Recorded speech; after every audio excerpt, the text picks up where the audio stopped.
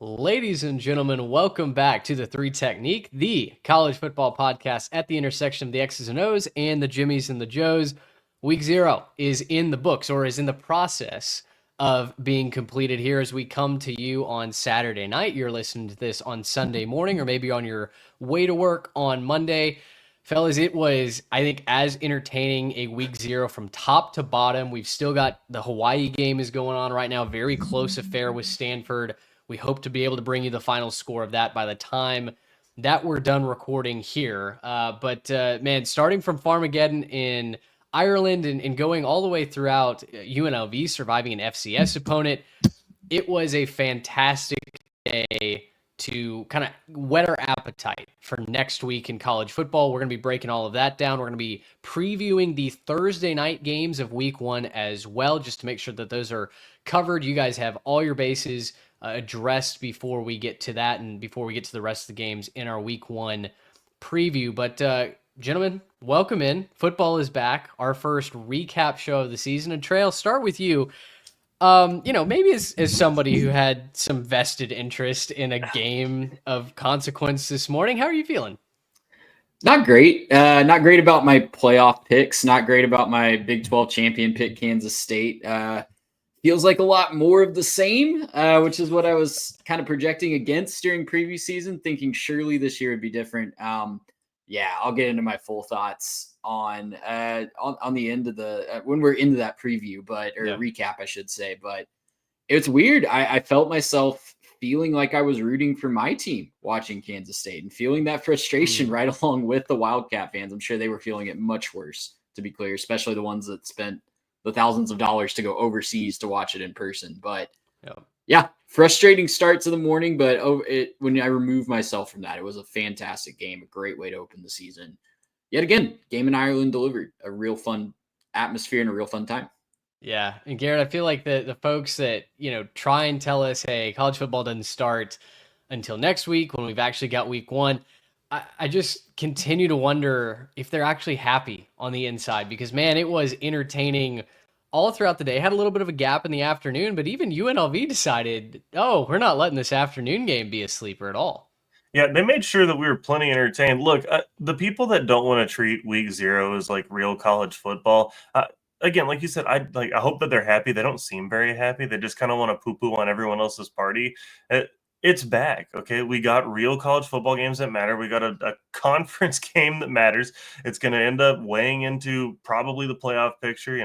If you're someone like Trey who had Kansas State in your playoff, it's a stinging one, right? It doesn't probably hurt as bad as a couple of the gentlemen in the parking lot afterwards, but that's kind of a separate side story for all of that. But man, it was a great day. It was just a great first day back into college football. And for the fact that we're getting 5 days in a row starting this week, that's going to be awesome. But the fact that we get to kind of start it off with this and let this kind of get us all ready for it. Yeah, I'm pumped about this. And to the naysayers, just have fun or go for a walk or I don't know, live your life, enjoy something. It was a great warm up because I know I personally am not conditioned for a full college football Saturday. So I'm happy that we have a slate with 5 games, and I got to put together some IKEA furniture while I had games on in the background this afternoon. Sure. Got to do a couple of things around the house, clean up the final little checklist items, and now next week, we'll meet couch and we will be ready to run. Well, the big part too, I don't know if you guys enjoyed this, but it's getting some of those rituals back and dusting off some of that. First punt, ball hits the turf. Anybody else just shouting ball, ball, ball? Anyone late on that one? Right? Got to get your little rituals and chants and all the other stuff that we do as college football fans. We got to make sure that that's dusted off and ready to go for next week. Yeah, boy, special teams was not dusted off for the teams that played here in week 0. But we're excited to get into that. I think we can dive right into the Farmageddon recap. Of course, this episode, all of our episodes brought to you by our presenting sponsor this season, Underdog Fantasy. Big shout out to them. Head on over to Twitter, at 3TechPod, Instagram as well, if you want to track our picks with them, our lineups all season long. Some good, some bad from our lineups this week. Some hopes that we had going higher that went lower and vice versa. But you know what? It's week 0. It's a warm-up week. We dive in next week. We go again. But guys, let's talk about Farmageddon, and it was an upset. What did we say in the preview, I think actually I made this point. If there is anything that you can bet on when it comes to the Aer Lingus Classic over in Ireland, expect the unexpected. And it was Kansas State -3, I think 3.5 in some places as it went live this morning. And I was driving around running errands before the game, and all the radio shows were talking about, oh, this is Kansas State all the way. Oh, that guess gave Iowa State a little bit of hope, something to play for in this game, but this is clearly a game where the Wildcats come and start 1-0. And then you threw that right out the window as Iowa State ends up winning 24-21. This was not a pretty game. It was raining early. There were 4 turnovers, 4 fumbles. At one point, it just felt like the pigskin was completely greased, and anybody that could hang on to it for more than 5 seconds was going to win the football game. Chaotic first half, but Iowa State ends up showing up on defense and getting enough across the goal line on offense to squeak out Kansas State in this one. Iowa State has now won 3 straight Farmageddon games. And Trey, I mean, listen, the disclaimer here before I turn it over to you for what I put in our notes is your Festivus, early edition of Festivus, is that, of course, week 0 is in a vacuum and projecting absolutes is just patently unwise, right? So nothing that happens in this week are we extrapolating out to the rest of the season. That being said, I think there were a couple of things that we're probably concerned about with both teams, and obviously it's easy to look at the losing team in Kansas State and go, what happens from here? Absolutely, because their back is now up against the wall and they don't have any more room for error. This was a conference loss. So yes, the 2 teams that went to the Big 12 title game last year were 10-2, but you lost to a team that you're going to be directly competing with for a spot in that title game. So you're back up against the tiebreaker too. I want to give Iowa State their flowers real quick before I get into my thoughts on Kansas State, because that second half, man, Rocco Beck just proved once again how he is one of the top quarterbacks in the country when it comes to just a guy I want leading my team down the field with the game on the line. How many times did we see that last season when he just put the team on the back to secure a W?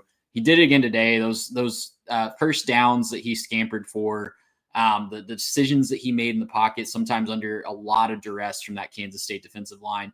Dude's just a gamer. And Carson Hansen as well. They made the joke that maybe they were keeping him on ice for the fourth quarter, but that fourth quarter that he turned in was just bruising, and it was very clear that Kansas State had no answer for him. But turning to the Wildcats, man, it's just very clear that Chris Kleiman has a Matt Campbell problem at this point. He's 1-5 against the Clones and Farmageddon. That has to be frustrating. And it's just another game where you feel like Kansas State is snatching defeat from the jaws of victory. Now, these were 2 very evenly matched teams, but I think if you step back, unless you are just an extremely biased Iowa State observer, which you're welcome here as well, but if you're just a neutral observer or a Kansas State observer, you have to look at that game and just say, you can point to 5 or 6 instances where if you just hold on to the football, right? If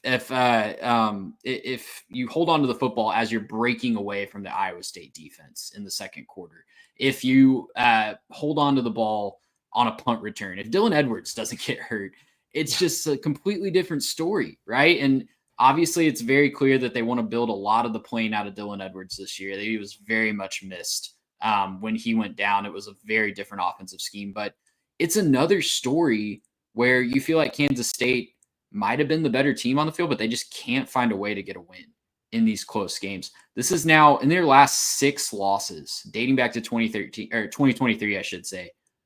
They've outgained their opponent all 6 times. So all year last year, 8-4 season last year, they were only outgained by another opponent one time, and it was when they played Tulane in week 2. So this is a problem. This is something that doesn't seem to be getting better, and they have a lot of time to turn it around this year, but now they have their mulligan gone before we're even in week 1, and that's really concerning. I feel like the most frustrating thing for Kansas State was in the second half, you saw Avery Johnson open it up and Matt Wells finally start to throw the football down the field. And granted, the first half, at times it was a monsoon. It was very tough to matriculate the ball farther than 5 yards down the field. And then for both teams, the drops by the wide receivers were out of control. when it was slick, right? You had the paint washing off the field. It was by no means an ideal condition to play football in, which Trey, I chuckled at because remember in the preview we were initially like, oh well, they're gonna have good weather. Like this isn't in November or December where it's snowing and guys are just trying to see clearly. And well, and ironically, the snow game was like 42-35 or something like that. Exactly. So, yeah, I think that was for me. If I put myself in a Wildcat fan's shoes, seeing the discrepancy between the offense when they weren't letting Avery Johnson kind of cook and take the top off of defense, and in the second half when it felt like, oh well, shoot, we're down, we have to throw the ball down the field. Iowa State probably should have known that Kansas State was going to have to throw the ball a little bit more, and they were still having success, right? They were still able to take advantage of some of those secondary busts from the Clones. And I felt like as a Texas Tech adjacent fan, I could not help but think back to the 2018 through 2021 season where that was what Red Raider fans were screaming every single Saturday, was like, Matt Wells, get your freaking hands off this offense. You went from an air raid, throw it down the field, throw for 500 yards a game, to we're going under center, we're trying to go east-west, we're trying to do a bunch of eye candy that really doesn't do much of anything. And most importantly, and most frustratingly, we're not letting our best playmakers go to work and do what's best. Wells had not called plays during that stretch. He hadn't called plays since Utah State, but it was very clear that was his DNA. That was his offense that he installed in Lubbock. And I think there was some more of that frustration that Kansas State fans got introduced to today in Ireland, where this was his first game actively calling plays in a couple of years. Well, and I think too, it was just really predictable at times. How many times did they throw to that tight end in the flat, short of the sticks, and then just get tackled? One of my main things on the show is calling out when coordinators are relying on a missed tackle for something to work. That's just not a sustainable thing. In college football, kids miss tackles all the time, but they never seem to miss it when you throw behind the sticks. That just never seems to happen. So they got really predictable. You're right. They weren't using their best weapons. And you look on the other side of the ball, Iowa State was anything but predictable on those third and shorts. I'm thinking right down to that last sequence there. They pull the ball with Rocco Beck to scamper and get a third down conversion with about 3.5 minutes to go. They run that play action tight end leak with about 3 minutes to go. And they hit that running back in the flat to get down to the 1 yard line and ice it. Like, it just couldn't have been more night and day difference in the creativity of the play calling and just sticking to what was working, because Iowa State was willing to put their foot on Kansas State's throat when they couldn't stop the run, and two, digging into the bag when they needed to. It was just a great balance from that Iowa State staff. Yeah, good point made by our friends over at Always Talking Ball over on Twitter. Iowa State's offensive coordinator, Taylor Mauser, is the architect of that operation. And after struggling for much of the game, he figured it out. He figured out how to fool Kansas State's defense, how to be unpredictable. And their last 4 drives were a touchdown, a field goal, a touchdown, and then we were, 6 inches away from a final touchdown to cap that off. They end up kneeling it out at the 1 yard line.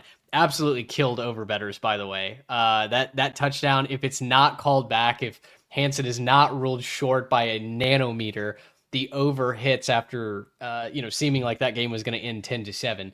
First bad beat of the year for sure. But yeah, I just felt like Kansas State, and you guys both kind of texted this as well as we were watching the game. It just felt like Kansas State got outcoached, plain and simple. And I think that is a massive key here to Iowa State going on the road and pulling that one off and being able to find a way to get an upset in an unfamiliar territory, in an unfamiliar environment, with the rain coming down. Very, very impressed by the Clones. So, Trey, I want to kind of circle back. And I wrote 2 questions down here, knowing that we were going to talk Kansas State, knowing we were going to talk the struggles there. But I do want to circle back to Iowa State. And if you were a fan of the Clones, it was rocky and it was unpredictable through the majority of that game. But if there's anything that you're coming away from that going, this is what gives us a chance to go back to Arlington to play for another Big 12 championship, what would you highlight? Well, I already said the quarterback, right? Like Rocco Yeah. Becht, there's few guys in all of college football, not just the Big 12, that I want on my team with the game on the line more than I want Rocco Becht. But I really liked the running game. Abu Sama looked like a new man back there. He was somebody that was really disappointing last year. Yeah. I mentioned Karsten Hansen as well down the stretch, but the defense also looked really good. The defensive line was really disrupting a lot of things. I loved how they got their hands up in the passing lanes. That made Avery Johnson really uncomfortable at times as well. So there's a lot to like. You're still trying to figure out the chemistry with the wide receivers, right? Like I think that's going to be a work in progress. That was obviously something that wasn't quite there in week 0. And we pointed out that it probably wouldn't be, but they also checked a lot of boxes that we were worried about. Like the run defense was really good. I know Dylan Edwards wasn't there for Kansas State, but they made those other Kansas State running backs who were getting a lot of hype coming into this one. How much did we hear about how Joe Jackson might be the best running back on that team? That he was not good today. Well, they stymied him, and they really made that run defense or that run game that Kansas State really wants to rely on just unreliable for the whole game. So I'm coming out of this. Obviously, there's a lot to fix for Iowa State, but I'm coming out of this ecstatic as a Cyclones fan. Just for number one, you have yourself just right there in front of a key rival for that Big 12 championship spot. You get to be 1-0 while everybody else is not yet started the season. It's a great place to be in that catbird seat, and you have to feel really, really good coming back home. Yeah. Garrett, on the other side of the coin, it's going to be a lot of doom and gloom in Manhattan this week. There's no doubt about it. That is a long flight back across the Atlantic to get to the Little Apple, but it's just one game. It is a conference game, so it stings a little bit more than if it was just some, non-conference opener. But there's still plenty of season left, and there's no doubt that Kansas State is a good team. I think we saw a lot of flash and a lot of really positive embers, I think, of hope in that second half. So if you're a Kansas State fan waking up on a Sunday morning, going to work on a Monday morning, what's something that you're kind of leaning on as this is the hope that I have to still succeed this season? Well, first off, I hope the people that traveled aren't going to work on Monday morning. I hope that's fair. not their reality. I hope that they get a little time to sleep that one off, because gosh, that's going to be a long flight back across the pond. No, if you want the hope, just realize that, like, for a while you looked like the better team in this game. There was a lot of time that you did look like you were the better football team. The thing that killed you was the fact that Iowa State made you pay when it counted. Right when they got down, they found a way to convert to touchdowns. You kind of hit a couple big plays over the top, but there were a lot of missed opportunities for Kansas State in this game. So take it with the fact that between that and the fact that you really struggled to find an offensive identity after your main running back goes down, right? Doesn't even get a real chance to do anything. Your main running back goes down. You don't have an offensive identity in that case, right? You don't have any real ability to run the game plan that you want to run. And so if I'm a Kansas State fan, I'm going to hang my hat on the fact that we got a little bit of time until we're probably playing a real, tough opponent with conference stakes. So let's go figure out how bad the injury is. Let's figure out like how we're going to recover and start putting a game plan together around everybody else. I couldn't believe that they didn't want to run Avery Johnson more. Like, he only finished with 8 carries, 21 yards. Like, that was kind of the shocking thing to me, is if you're trying to get the ball running on the ground, use your quarterback with the athleticism. Like, I understand he made a couple big throws. That's big time. He has the wheels too. Like, that's the thing that we were bragging about all last year while we were wondering if he'd ever learn how to pass the football. Seems like he might have both in his tool chest. If that's what he's got, then let's find a way to make that happen when your lead running back goes down. And so I think a lot of this is going to be the fact that the coaches are probably a little bit scattered today. You don't like that. That's unexcusable. But, get back, get your game plan together, and let's get ready for next week.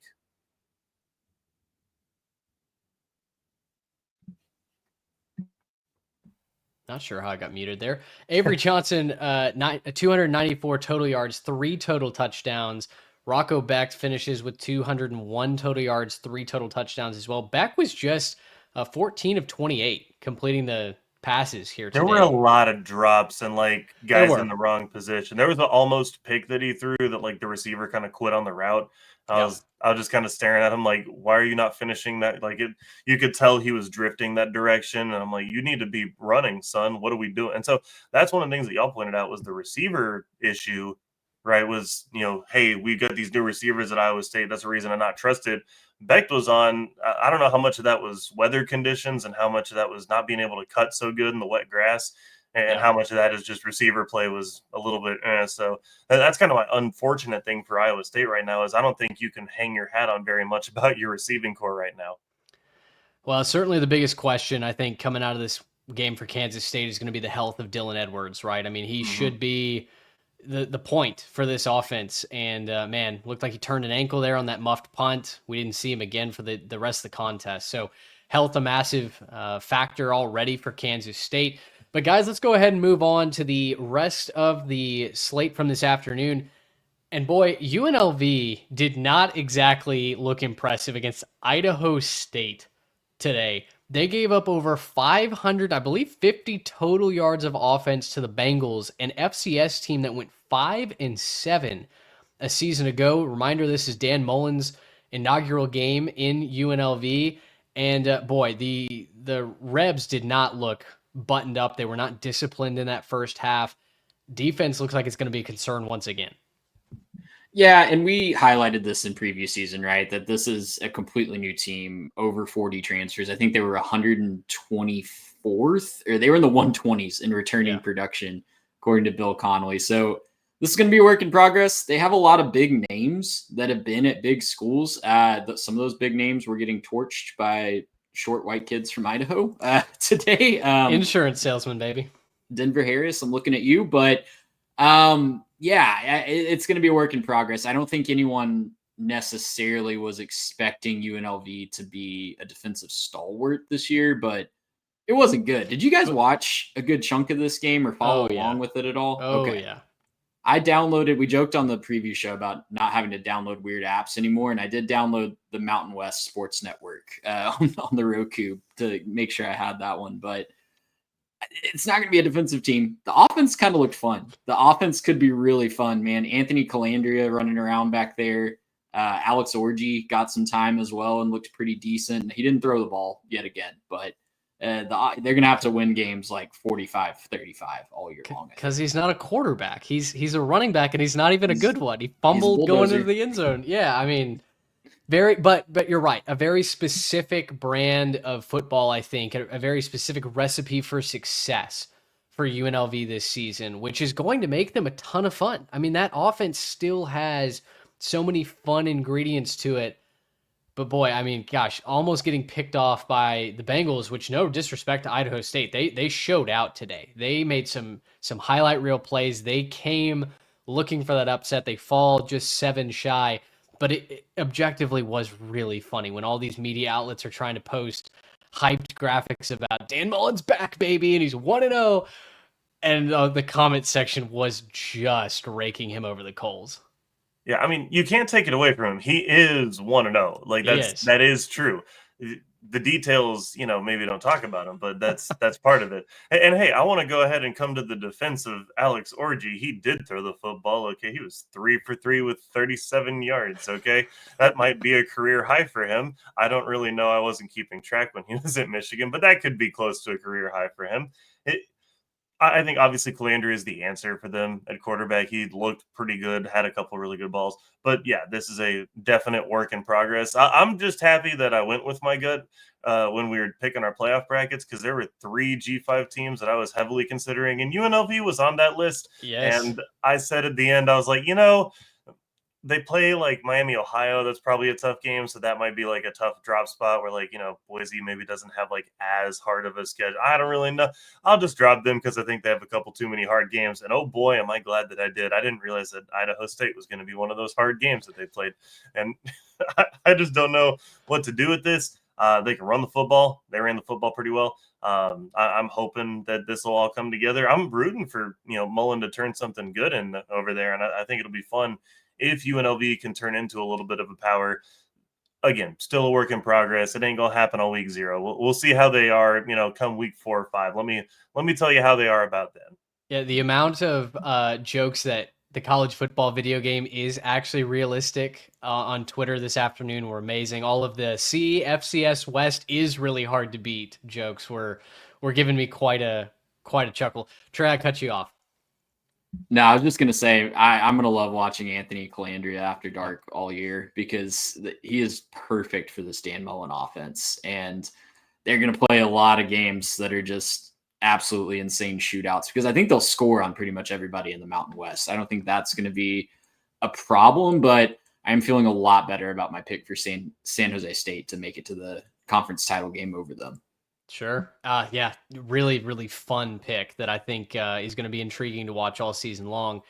The other 3 games, we've got Kansas that kind of put a hurt on Fresno State, 31-7. The Jayhawks run all over the Bulldogs. It's a Bulldog defense, guys, that we highlighted. They're replacing just about everybody. It was funny. Tim Brando in the intro to that game was talking up Fresno State's defense like they had all of these returners, and he was talking about all the guys with accolades from the Mountain West Conference, and nobody ever told him, like, Tim, those guys are gone. They've got one guy back. So felt like I felt like we got what I expected out of this game. Fresno State struggled to move the ball. They scored a touchdown on their very first drive, and then Kansas just put the clamps down the rest of the way.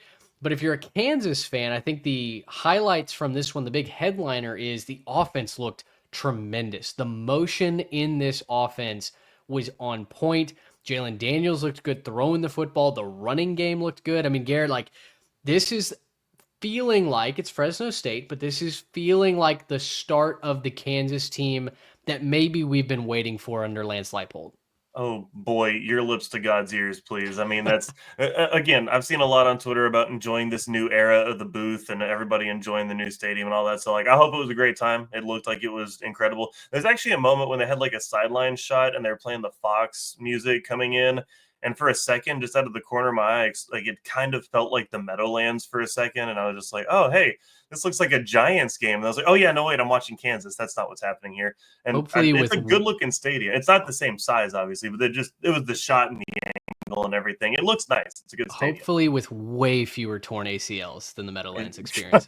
Back to you. Again, boy, that'd be pretty rough. But yeah, no, I think the thing there is it's like, I think that I was so excited watching this game because, at first it's like, okay, a couple of scores at the gate, and I'm thinking, okay, we're going to have ourselves a big game here. It's actually going to be an entertaining one. Then Kansas just ran away with it, quite literally ran away with it. Like, it's, 207 rushing yards was the big one there. Jalen Daniels, he was on. The Twitter highlighted him escaping and kind of doing a little Houdini act and finding his way down the field to hit some of that rushing number. I was pretty excited with that Kansas offense. I wasn't necessarily banking a lot of hopes that it would look that good, but I kind of feel like they could have done a lot more and just kind of took their foot off the gas there in the second half and just kind of let that thing ride. So I'm happy about this. I'm excited for a possibly really good Kansas team. I'd like to see it against somebody else, obviously, but I am excited about this team. This is what you want to do in this spot, right? Look really good against a team that's not supposed to give you much of a challenge. If they scored 20 today, I think we're all probably feeling nervous. Yeah, they were in control, and I kept thinking about that copy pasta that goes around every once in a while. Like, it started with Bo Nix, but it was like, Bo Nix is having fun. He knows the offense. I wouldn't be surprised if he's a dark horse for the Heisman. But I legit felt that about Jalen Daniels. It looked like he was out there having fun again. It looked way more like an Andy Kotelnicki offense than it did under Jeff Grimes last year. And I think that's great for Jalen Daniels. It looked way closer to Kotelnicki under Jim Zabrowski. So that's something I was looking for. I highlighted in the preview season that I think that'll be good for Jalen Daniels to have his longtime quarterback coach calling plays and really going to his strengths. And that really showed out today. He looked like he was having a blast out there, and he looked like vintage Jalen Daniels. As long as he stays healthy, always a question with him, of course. They look like they're going to be a really spicy team that's going to throw a big wrench in the Big 12 race this year. Defensive front looked amazing for Kansas as well. They were physical. They were beating Fresno State off the ball with a lot of regularity. We'll see if they stand up once they get into the bigger offensive lines of conference play. But to have that strong of a start, I think it's all systems go for Kansas. And yeah, I mean, the new half of the stadium looks amazing. Their athletic director was on the broadcast talking about how they're going to do construction next year, and then by 2027 it will be a fully renovated stadium. So, listen, I know they're getting a lot of jokes on Twitter from rival fans. I thought the renovated part looked amazing, and give it just a little bit of time once they've actually had time to rebuild the entire stadium. And I think it's going to be one of the premier venues in college football, one of the newer venues in college football, which is really exciting. So stock up on the Jayhawks for sure. They're going to be a boatload of fun to watch come Big 12 play. Now, we're going to stall here for Stanford, Hawaii. That's inside the final 2 minutes. It is tied at 20. Obviously, as you're listening to this on Sunday morning, Monday morning, wherever, you know the final score, but we're doing this live, baby. So we're going to stall on that. Trey, talk to me about Western Kentucky pulling away from Sam Houston State late. 41-24 as the Hilltoppers get that one done off the back and arm of Maverick McIver. Yeah, it took them a little bit to get started. I was really impressed with Sam Houston standing in there and fighting. I think we thought eventually the Western Kentucky offense was going to be proving too much to for the Sam Houston defense that's really been pieced together this offseason. That ultimately is what happened, but Sam Houston had a game and a really fun, entertaining back and forth all the way into the third quarter. So shout out to Hunter Watson and those guys over there in Huntsville / downtown Houston this year for that. But yeah, the story is Maverick McIver. Dude's a gunslinger in every sense of the word. They kept highlighting how I would love to get a radar gun on his throws, because some of those slants over the middle were just looked like they're coming out 95 miles an hour. And he overthrew a couple of those, but he also had some dots, man, and he's going to be really fun. I think he's going to show up on our Twitter for you highlights every single week with just something crazy that he's doing at Western Kentucky. Yeah, no doubt. The running game looked good as well. Marvin Parrish, true freshman running back, had a massive day. Hilltoppers just reload, man. There is something in Bowling Green, Kentucky that supercharges the offense, and it doesn't matter who the offensive coordinator is. It doesn't matter who the quarterback is. They just find gems, and they find guys. Matt Henry, wide receiver, made an outstanding catch for the first touchdown of the season. Portal guy, just a gem that they attract down there at Western Kentucky. So I'm all systems go for Western Kentucky as well. I think they're going to be a force in Conference USA. Does the defense keep up all throughout the season? We'll see. For sure, they had a couple turnovers that they've got to clean up as well, but very excited about Western Kentucky. Okay, so here's what we're going to do. Stanford and Hawaii, we're 90 seconds, maybe away from going to overtime. I don't know. And because this is a podcast, we can't do this live radio style. So let's do this. Let's jump into the Thursday night previews for week 1, if you guys are good with that, and then we'll just probably live interject with the results of Stanford Hawaii. Good? As long as you don't mind me screaming if Mike Aliato does something crazy or his leg actually falls off, because it looks like it might be very close to it. That ankle is holding on by like a single thread. That kid has battled just his second career start, and he has battled all the way through this game with the Cardinal. They've got their kicker getting ready to maybe set up a walk-off field goal. We'll see. He's 2 for 2 tonight. Anyway, watch this space. Week 1, Thursday night preview. We are previewing 3 big games that are happening on Thursday night. And if you didn't realize that these games are on Thursday night, well, you're welcome. We're going to talk about a couple of other big ones as well. But without a doubt, the one that I'm most interested in watching, and the one that I think has playoff implications right from the word go, guys, it kicks off at 4:30 our time here in the Central Time Zone. Boise State on the road, 6.5-point favorites at Ray J, taking on South Florida. The Bulls trying to pull a monumental upset. And I'll set it up with this. I was listening to an interview that Alex Golish did with, I believe, Roy Philpott of ESPN this week. And he was very quick to say that Boise State, for the group of 5 teams, is the gold standard. They have been doing it the perfect way. They've been building it the right way for all of these years. And when you think of Boise State football, you think of the culture, you think of the success, you think of those Fiesta Bowl wins, you think of overachieving all expectations. And he said, that's what we've been trying to do at South Florida. That is what we have been building. Culture first, expectations second, and we do this together. We do this as a unified team. And he said the whole goal is to build it like Boise to then beat Boise, right? I wonder if South Florida is the team that their schedule's brutal to start this season off. And so while I'm not calling for them to make it to the playoff, I do wonder if there's a team like South Florida out there that can challenge Boise State and say, we're here as well. We're here to cut our teeth at the bleeding edge of the G5, and we want to push for that playoff space. I'll kick it over to you guys, but boy, USF plus the 6.5, it just feels like, is it a weird spot for Boise State crossing the country? I think I'm on the points here with the Bulls. Well, you say it's a weird spot for Boise. I actually was I felt like they open up on the road pretty often. Yeah. So I looked it up. This is the 5th straight year they will open on the road. They opened at home in 2020. It's also the 7th time, since 2018 that they've opened the season on the road. So they're no stranger to opening at least on the road. But you're right, it is a long way across the country. I love that it's at 4:30 Central. Can we get a 4:30 Central happy hour Thursday or Friday game every single week? I don't care if it's FCS. I don't care what it is. Like, that would be amazing. Every sports bar in America would be showing that. It would be great.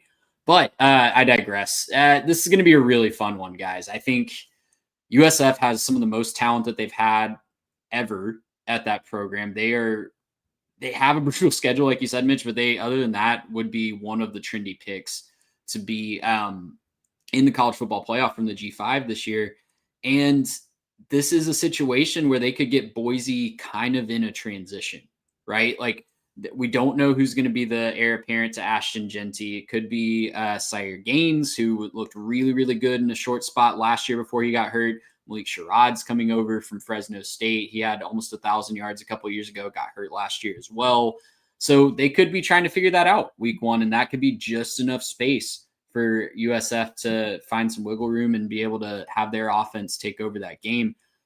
I'm really interested to see if Maddox Madston is ready for this moment. I'm really interested to see if he's ready to take more of this offense onto his shoulders. He did a great job keeping the bus going forward last year and making sure that he was taking care of the football, not being a net negative for the offense, but he's going to have some of these games on his shoulders this year. We might get to see it this Thursday night. He might have to make some big time throws without knowing who exactly he's relying on in the running game just yet. So with all that uncertainty, I'm going to take USF plus the 6.5 as well. I think we're going to get treated to a really, really fun one. Happy hour on Thursday.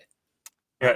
I'm kind of in the same place as you, Trey. I'm thinking, Maddox Madsen, now the focal point of the offense. What does that look like? I think it's probably likely that they're down early and he has to end up leading a comeback. I think that Boise wins this one, but I do think it's a lot more likely that we're talking about some heroics from Madsen as he's kind of settling in, finding the target that's like that guy. They find the right, combination of plays that they can kind of use to exploit at the end of the game. And I think it's much more likely that we're talking about that scenario as opposed to, hey, look, Boise won by 40, right? Like, just watch them. They just blew out this team and then they left. So I think that that's the most likely case. I actually do think it is pretty likely that we end up finding ourselves talking about some heroics in this spot. But I do think that Boise probably finds the way to win, but it's close and a little uncomfortable. And then they kind of similar to what Iowa State kind of had to do today. Wasn't a perfect game, but we're happy to get out of there with the win type of situation. I think the speed of South Florida is going to be one of the most challenging factors for Boise State, because I think they're going to be able to hold up physically in the trenches well enough. I think they're going to be able to run the football with some success. I mean, that's what Boise State just did so well last season. But the speed of South Florida does give me a little bit of trepidation when it comes to Madsen being balanced and being able to throw that ball. Now, they do have some talented playmakers out wide, no doubt about it, but so does South Florida. And I just wonder, with Byron Brown at quarterback, with their new RB1, Cartavius Norton, who comes down from Charlotte, bruising running back, high yard per carry average last year with the 49ers. You have a guy like Chase Nimrod from Tennessee that you add, speedy athlete out wide. This just feels like South Florida is being constructed in a way to win one of these high-profile home games against Boise State. I'm with both of you. I'd lean Boise State, the known commodity in this situation, but with that big of a spread, give me the home team plus the 6.5.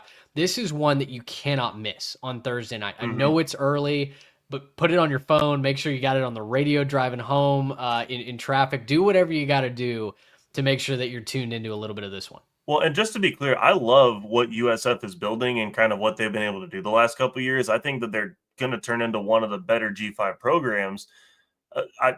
There's a little bit of me sitting here saying I'm not quite sure if they're there yet, right? I'm not quite sure if they have it yet, but Yeah. they have like talented pieces. They'll have guys that can run with them. I think we're going to be looking for a lot more of the, you know, can they be clutch in those moments? Do they have what it takes to overcome a team? Again, with the pedigree of a team that just went to the playoff, right? Like a lot of those pieces are back. So are they going to be able to overcome that when they've already, had to kind of fight for their playoff spot last year? Are they going to be able to overcome a team like that? I'm not quite sure if that's the case. If they can, though, man, we start to maybe have some really spicy conversations about that Mhm. road trip to Gainesville, that road trip to Miami. Suddenly, nobody really wants South Florida coming into their I'm still backyard. kind of ready for some of those spicy conversations. Just because I don't think they'll get Boise, but like just because they don't get Boise doesn't mean they can't get one of those other teams. Like It's they're very they're true. gonna be a tough out for a lot of those teams that they play at the beginning of the season. And that's one of those where again, like at the beginning of the season, we saw Kansas State, for example, come out flat. Like we could see any of those teams come out flat beginning of the season and get surprised by a team like USF, who they're kind of starting from the word go. Mhm. They're going to be, I think, maybe a little bit more midseason ready by the time they get to those games.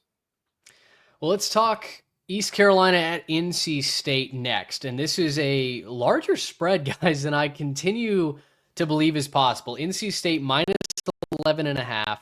Listen, CJ Bailey may be one of the most talented quarterbacks in all of the ACC, but with so much unknown and so much turnover, so many unmet expectations from NC State last season, I do wonder if they're going to be sharp right out of the gate.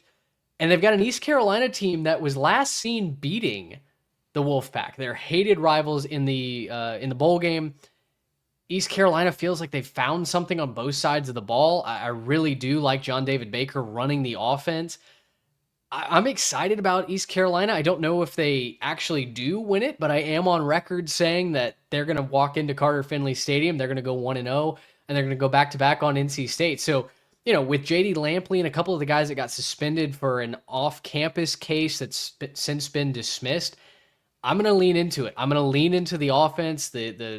Not the brothers Smith are back at wide receiver.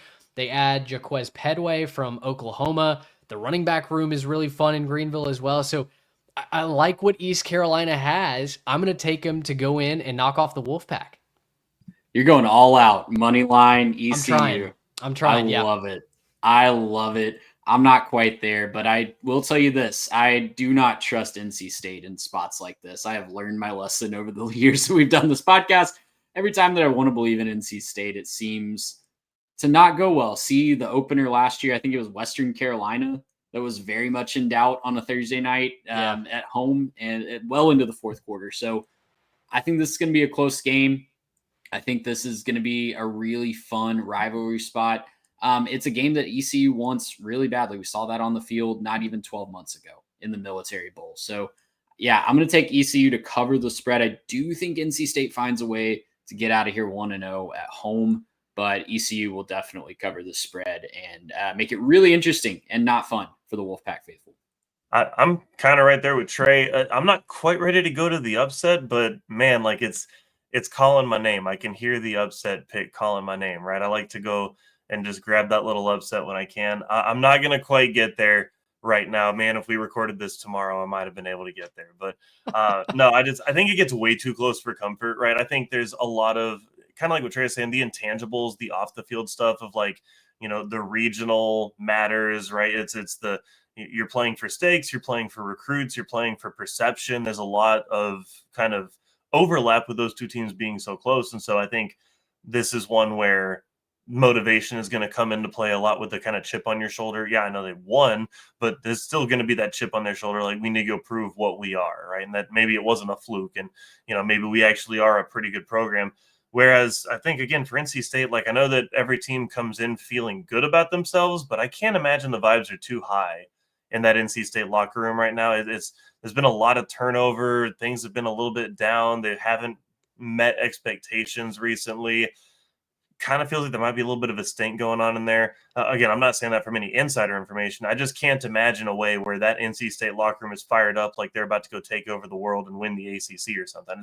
I don't see that being something that's being talked about with any seriousness in that locker room. So I think it gets pretty close. I think that, ECU probably comes out with their hair on fire, and, it might be one of those shocking first quarters where, by the time everybody gets home and, they're settling in, and, they're turning on the TVs and everything else, and they're watching this game, we might be looking up in that middle of the first and, maybe getting into the second, and all of a sudden it's like 10-0 or 14-0, and we're starting to, hey, hold on, wait a minute, this could be an upset, and everybody's be talking about it, tweeting about it, and all that.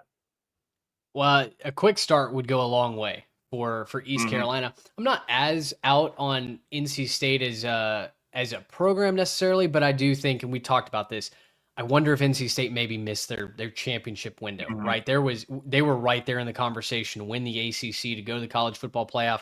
I had them as a playoff pick a couple of years ago, right? There was reason to believe that the Wolfpack could get that done. Not to say that it can't be done, not to say that this team isn't capable of some big things, but I think they are back in the need to prove it category, right? The lovable underdog maybe in the conference outlook. Going and beating East Carolina, making sure that you defend home and beat a rival. I know you don't necessarily think of them as a rival, but boy, East Carolina does, and they're going to come and try and give you that big first punch to open up this season. So taking care of business at home, I think would go a long way to quelling some of the questions maybe that we have about the Wolfpack on this show. Garrett, at this point, you can cut the video because we just have to take a second to celebrate a victory on the island for the Hawaii Rainbow Warriors. Obviously, you guys listen to the podcast know that, but if you were watching on the YouTube side, a couple of us were celebrating fist pumps. Hawaii starts 1-0. Boy, that just feels cathartic, Hawaii, man. Baby. That just feels cathartic with Aliato battling whatever the injury is going to end up being to his, I believe it's his right ankle. I mean, that thing was dangling at times, and yet he still is able to get it done. A little spoiler for those of you that are listen to the podcast, get this far, the loyal Jimmies and Joes, who, by the way, just continue to grow. So thank you for that. I've got a new series coming out this season called Helmet Stickers. Micah Aliato is going to be one of them. He might be at the very top at this point. What a win for Hawaii. What a win for Timmy Chang in that program. Get ready to see Micah Aliato's name atop the helmet sticker graphic come Monday morning. The bowl-bound Hawaii Express, baby. We are getting Hawaii to a bowl game this year. I don't care, come hell or high water. We are getting the Rainbow Warriors to a bowl game this year. They were so close last year. And man, honestly, knocking off an ACC team, it's starting to make me think they can do even better than 6-6, 7-5. They might be playing for something really special in the Mountain West this year if they can get the offense. If they can play defense like they did today, their offense reaches the ceiling that we know that it can, why not Hawaii? Let's get them. Let's get them on a big run in the Mountain West here. Man, Trey, you are over the rainbow for these guys, man. I am. Go read my Mountain West preview, man. I was high on Hawaii back in June. Well, and you should be. That was a fun game. It was against I think Stanford didn't necessarily look like a world beater, but it was better than I expected them to look. They came out and put up a lot more of a fight, and so, good for them, but, you get kind of maybe a little bit surprised by how much of a fight you're getting, and you still find a way to hang in there, lead that drive down the end, and, make some good decisions, and, again, hobble back and forth from the sideline on those timeouts. It's good for him, right? Good for him, good for the program, and, it's exciting. It's a fun time. Micah was praying that field goal went through, not just so that his team would win, but so that he wouldn't have to go back out there for overtime. He's just like, "Can I sit down, please?" Yeah, no doubt about that. I sent in one of our content creator group chats. Stanford, to their credit, very physical. I thought they ran the ball extremely well, but Hawaii did play really good defense. Ben Gilbranson, man, he had some moments. He made some really nice throws, and then he had some others that just kind of felt like your uncle at the Turkey Bowl, trying to loosen up the old wing, and he's throwing. I put in the group the interception to set up the tying field goal was awful. He's trying to check down to a running back, and it was a great play by the Hawaii defensive lineman, but it's just right into his breadbasket. But right to him. Yeah, I wrote in the group chat. I know that Gilbranson's a former Beaver, but he's throwing a lot of ducks here tonight, and that ended up being one of the deciding factors. So anyway, he averaged 3.6 per attempt, so that's per attempt. Per attempt. Oh God. Yeah, it was not. It was a lot of checkdowns. Good. It was a lot of checkdowns. He hit a couple of 20-yard throws, I think, around that, throwing past the CBS crew, God bless them, was really trying to hype up those checkdowns. They were, that's part of the offense. That's what they want him to do. I don't think they want him to 3.6. Brother, it might be part of the offense. It's not part of a winning offense, though. Right. So anyway, just a little aside for those of y'all that are listening to the podcast, Garrett, I bet you can pretty much clip this little Hawaii section out for the YouTube video on the Thursday night previews. But let's finish out our Thursday previews with Nebraska at Cincinnati. This game is in Kansas City, isn't it? Kind of a weird neutral siter. Don't Pat Mahomes is going to be playing at home. Yeah, don't love that vibe. Oh man, the ESPN montages are going to be all over the place. Can't wait to see all the graphics that come out. Incredible. Probably starting tomorrow morning. First thing. I'm so excited. We're gonna get those Rayola and Mahomes graphics. But Nebraska's 6.5-point favorites over Cincinnati. It's on ESPN. And guys, listen, Nebraska is a trendy playoff pick this year, right? It is the third-year jump that we're expecting from Matt Rule. He certainly has built the program the way that he typically does. And this is the most athletic team that Nebraska's had in quite some time. I think they're going to be very physical on defense as well. But don't sleep on the Bearcats. I know last year the season came off the rails. They didn't make a bowl game. But the start to the season looked very complete. And if the offense for the Bearcats can continue to be consistent, and if Brendan Sorsby can find ways to move the chains and continually put up points in that first half, I think especially, get off to good starts. Cincinnati is a team that Nebraska cannot overlook. I'm going to take the Cornhuskers. I think Nebraska has a tremendous season ahead of them, but I do think that there may be some scary moments in this game, moments where you think, oh, hang on, the Bearcats might run away with this one. Give me Nebraska minus the points at 6.5. I'll say they win by a touchdown in KC. And if Nebraska is who we hope they are to be, they need to win this one by multiple scores. And that's not saying anything negative. I'm not trying to say anything negative about Cincinnati there, but this is a team that Nebraska kind of needs to physically have their way with, because they have those mismatches. You look at the Nebraska defensive line, they should have their way with the Cincinnati offensive line. Again, I think Cincinnati is going to be a very plucky team in the Big 12 this year. I love Brendan Sorsby, love some of the receivers that he has to throw to this year. Cyrus Allen, I thought really underutilized at Texas A&M last year, and I think he could be a great player in the Big 12. But this is Nebraska needs to flex their muscle here. I'm really excited to see that defensive line, some of the additions they have there. I'm excited to see year 2 of Dylan Raiola, especially having those new receivers he has to play with. Danke and Naziah Hunter coming over from Cal.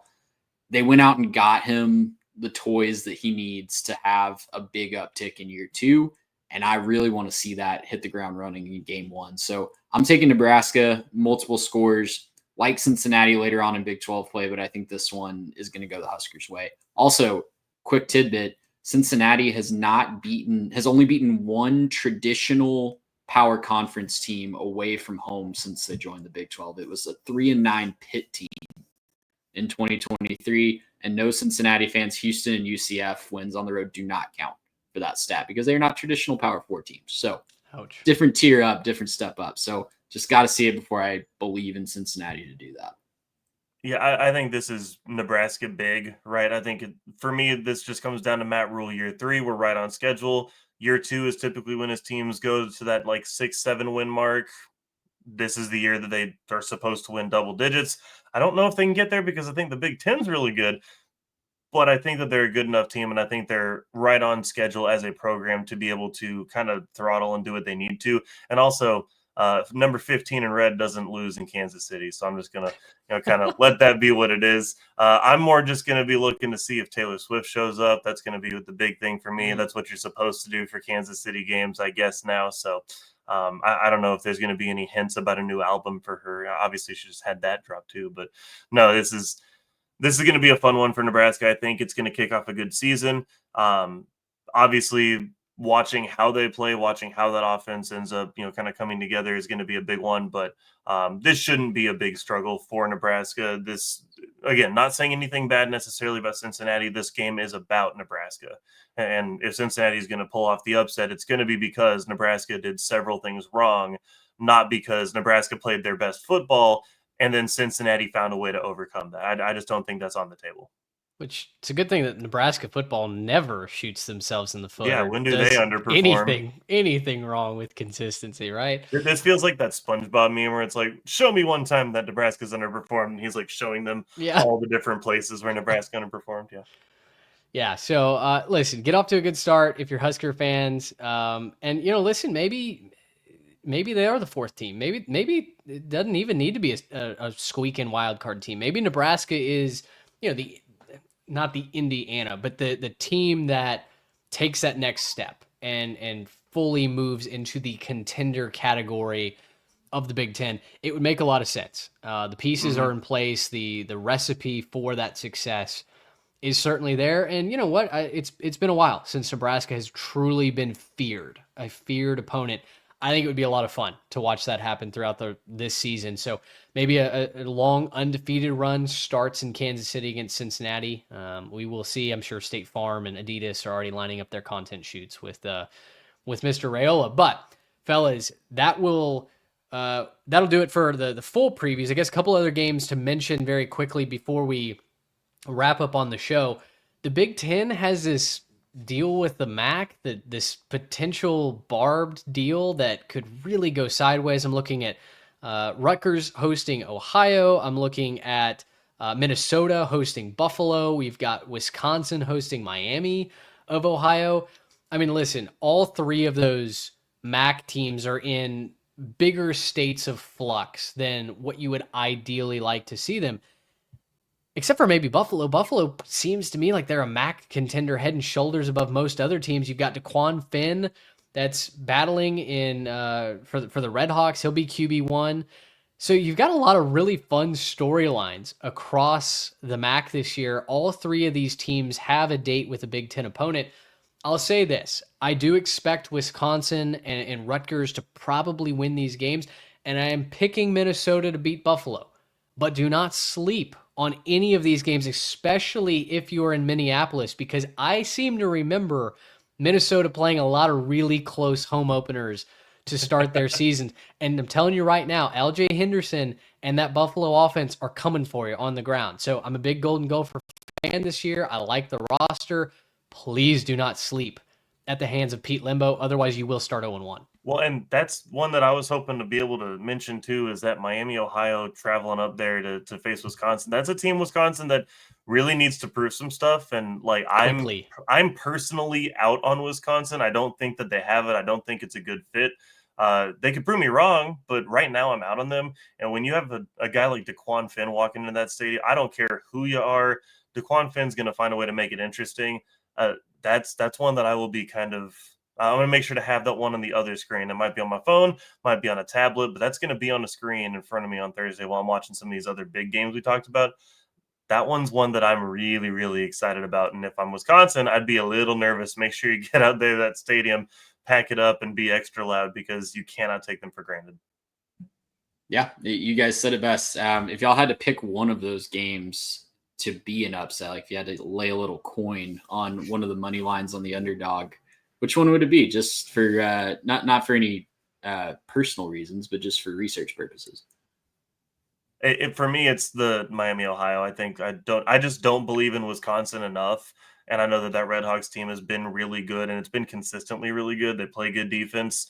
I think it's gonna be real close. I'm not gonna pick the game to be an upset right now, but it's one that I'm definitely keeping my eye on, and maybe, like I was saying, like I might be able to get drawn to that little upset pick siren by this time, later in the week. I might be able to go and swing over and maybe make that an official upset pick. I think the likelihood of an upset happening, I think, has got to be Ohio over Rutgers. Parker Navarro is back. Sure. I think that Ohio offense is probably going to put up some points. And quite frankly, I don't know what to believe in with Rutgers right now. That's another team that just feels like, man, until they actually start proving it, I'm probably going to have to respectfully decline to invest more in them.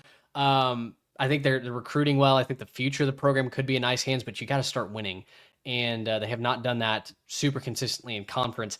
I think they're the most likely team that's on upset alert. But if I had to pick one outright and lay some kicks coin on it, I would pick Buffalo over Minnesota just because that's the best on best matchup. I think the world of what Buffalo could be this year, even though, I don't know, I think it's Tyquan Roberson that's the quarterback. Buffalo's success, I don't think, is going to come through the air. I think it's going to be the stable of running backs that they have and the ability that they have to kind of impose that will on the ground game. I'm not highlighting a deficiency for Minnesota. I'm just saying, hey, it's a tough spot to be in week one when you have a really talented opponent that wants to shock the world. And you guys kind of have a habit of playing some 19-17 home openers. Like, this fits the mold to be a thriller on Thursday night, and I'm all in.